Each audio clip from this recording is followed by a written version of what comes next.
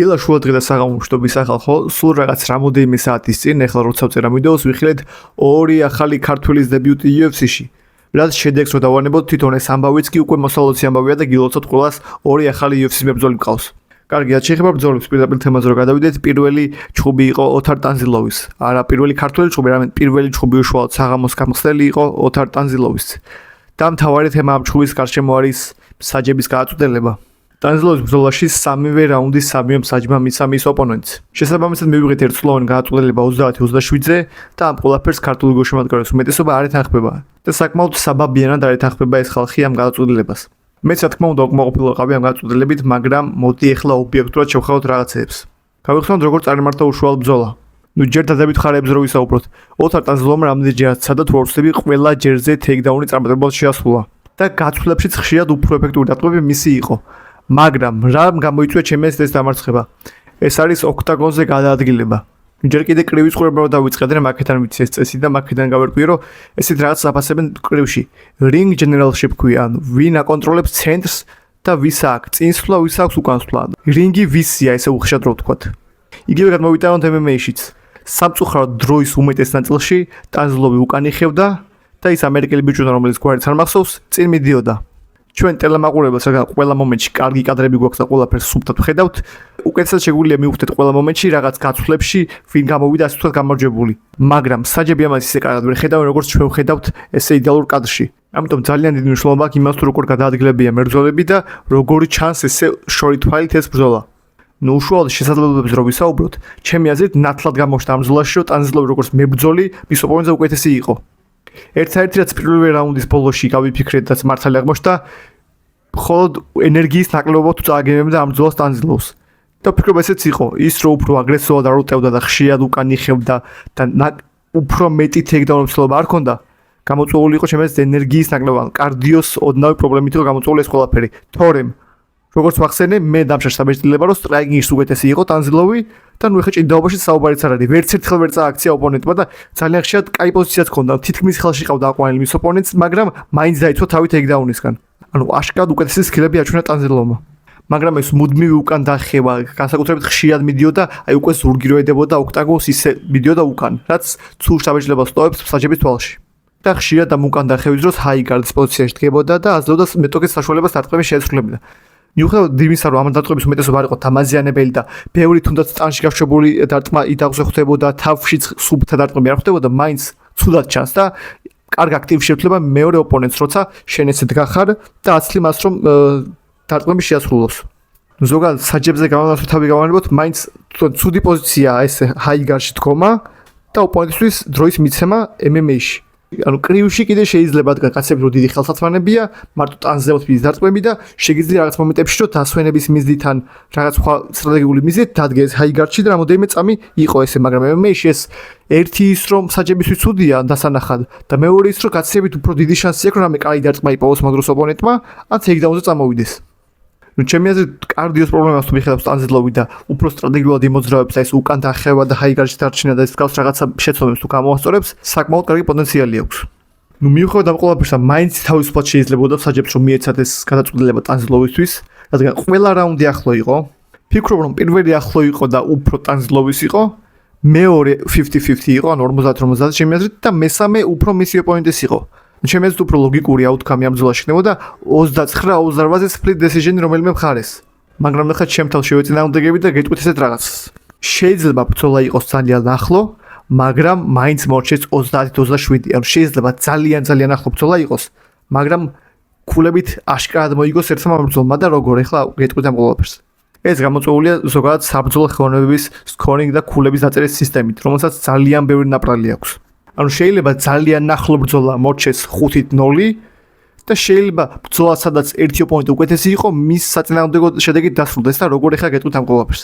ანუ წარმოვიდგინოთ საჩემპიონო ბრძოლა, რომელიც გაგრძელდა 5-ვე რაუნდი და ყველა რაუნდი იყო ან 50-50-იან 51-49-ზე. ნუ ხო შეიძლება ამ ძალიან ახლო რაუნდებში ყველა რაუნდში რომელიღაც ერთხელაც მიცეს საჭმა გადაწყვეტილება, ანუ ყველა რაუნდში იფიქროს რომ აი ამან მოიგო ძალიან ნოდნავ. რის შედეგადაც ეს ვითომ ძალიან ახლო ბრძოლა ბოლოს აჯდება 50-55-ზე. ანუ ამ შემთხვევაში როცა ვიძახით რომ სამივე რაუნდი ახლოს იყო და რა საიდან 30-27-ზე, აი მაგაზე უნდა ვიფიქროთ რომ კი შეიძლება სამი რაუნდი ძალიან ახლოს იყო, მაგრამ ეს 30-27 უბრალოდ ცუდად ასახავს შედეგს. ეს არის კრივის MMA-ის ზოგადად საბრძოლო სპორტების ქულების წერის სისტემის პრობლემა. აი კიდევ ერთი მაგალითი შეიძლება ვიხილოთ ესეთი შემთხვევაც. თქვათ პირველი სამი რაუნდი ძალიან ახლოს არის. მაგრამ ფიქრობ რომ მაინც აი ერთ მომურთვარმა მოიგო ეს პირველი სამი რაუნდი. მიუხედავად იმისა რომ სამივე ძალიან ახლო იყო, სამივე მეცეთ მებრძოლს. და ბოლო ორში აი ამ მეორემ თავპირი დაალეწა. თუ შევავასეთ ფლიან ბრძოლას, ვიტყვით რომ ამ მეორე მებრძოლამ მოიგო. მაგრამ რადგან უკვე მე ის პირველი სამი რაუნდი ახლო რაუნდი დაუწერე ამ პირველ მებრძოლს, გამარჯვება მას რჩება. ამ პრობლემის მოგვარების პოტენციური გამოსავალი არის რომ როგორც მინიმუმ სად შეეძლოს რომ ქულა ჩაასწოროს რომელიმე რაუნდში. რისი უფლებაც ამჟამად არ აქვთ. თავისთავად ისიც ვთქვათ რომ კი ორივე მებრძოლმა იცის წესები რომ შედის ოქტაგონში და სწორი სტრატეგია უნდა აირჩიონ. მაგრამ მაინც როცა ხედავთ რომ სამ ახლო რაუნდი რადგან მოიგო პირველმა მებრძოლმა და ბოლო ორში თავპირი დაულეწეს, მაგრამ მოგება მას დარჩა, ხვდები რომ არასამართლიანია. მოდით ამ ქულების დაწერის თემაზე ვართ, კიდევ ერთ პატარა თემას შემოვაგდებ ამ ხრივ. ერთ-ერთ ბოქსინგ ანალისტს აქვს თორცები ნათქვამი, კრივზე საუბრობდა იმ შემთხვევაში და ამბობდა რომ კრივია ესეთი სპორტი, სადაც სპორტსმენმა არ იცის რა ანგარიშია. ანუ წამოდით ბოლო რაუნდია ბრძოლის და ამ კუთხეს გონია რომ იგებს, ამ კუთხეს გონია რომ იგებს. ზუსტი ანგარიში არც თმა არ იცის. რაც ძალიან დიდი პრობლემაა მისი აზრით და ამაში ვეთანხმები. ამ ყველაფერს ამბობდა იმ იდეის ხარდაჭერისთვის რომ open scoring-ი იყოს, ანუ ღია ქულები და კუთხეებმა იცოდნენ რაუნდებში რა ქულები დაждდა. ანუ როგორც მინიმუმ თუ თავიდან ვიარწოდი მათ ბოლო რაუნდში მაინც რო ითოდნენ კუთხეებმა რა ანგარიშია. რას მოგვიტანს ეს, როცა ერთ მებრძოლმა აშკარად იცის რომ წაგებული აქვს ბრძოლა, დიდი შანსია რომ უფრო დიდი ენერგიით და უფრო დიდი მოტივაციით გამოდის ბოლო რაუნდში. ნუ კი ის კუთხეც აქვს ამ ყველაფერს რომ როცა მებრძოლმა იცის რომ უოჭველი იგებს, იმ ბოლო რაუნდში მაქსიმალურად გაქცევას შეეცდება და ასე შემდეგ, მაგრამ ხანდახან უარესია ხოლმე როცა ორივე მხარეს გონია რომ მოგებული აქვს და ბოლო რაუნდს ისე არ იყენებენ როგორც საჭიროა.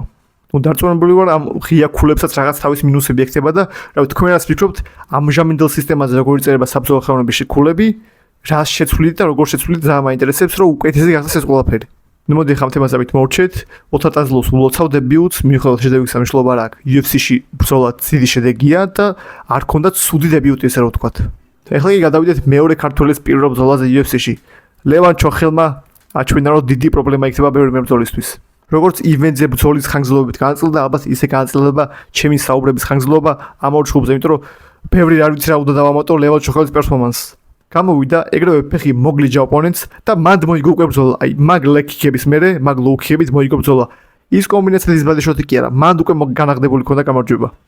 მაგრამ რა თქმა უნდა ის არ აკმარა, ჯერ ხო ფეხი მოგლიჯა, მე ძალიან ბევრი უპასუხო დარტყმა თავში და ბოლოს ულამაზესი ბოდიშოთით, რომლითაც ცირს დაიცა ჩვენი 5 მეტრიანი მებრძოლი. თან კარგია ბოდიშოთით რომ მოხდა ეს ფინიში, უფრო მეც საბოს მებრძოლზე. ეგეთ სუს პოზიციაში როცა მოაქცე ოპონენტს, ძალიან ბევრს ემართება ხოლმე თუ ეს გამოუცვალ მებრძოლებს ჰედჰანტინგს აძახიან, მარტო თავს რო უყურებენ და თავს რო ურტყავენ და ნოკაუტი რო უნდათ. ამ დროს ჭკვიანურად ჩოხელმა ნახა ცარიელი ტანი, ულამაზესი ჰუკი გაუტარა და გასაშლელი სკამბივით დაიკეცა ეს მისი ოპონენტი. დიდი ხანია უკვე ლევან ჩოხელი საკმაოდ მაღალ დონეზე ასპარეზობს MMA-ში და უკვე იყო დრო და უწევდა UFC-ში ესეთი ბრძოლა და უკეთეს დებიუტს ალბათ ვერც ისურვებდა.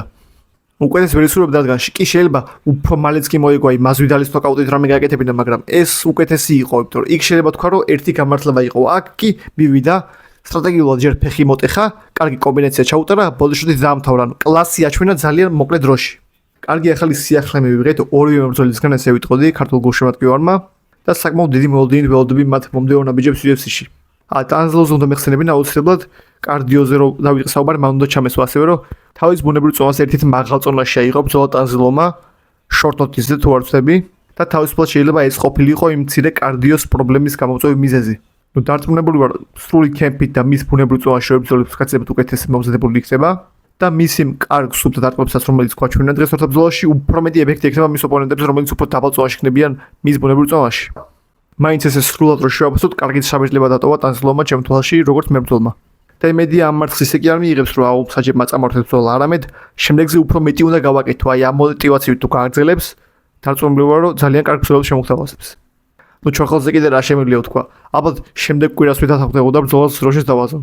წარმატებები ორივე მებრძოლს, თქვენც გილოცავთ ამ ახალ ამბავს და რავი ხშირად ავიძახე ამას ვიდეოებში, მაგრამ დალაიქეთ ეს ვიდეო და გამოიწერეთ არხი, კარგი იქნება, მესიამოვნება.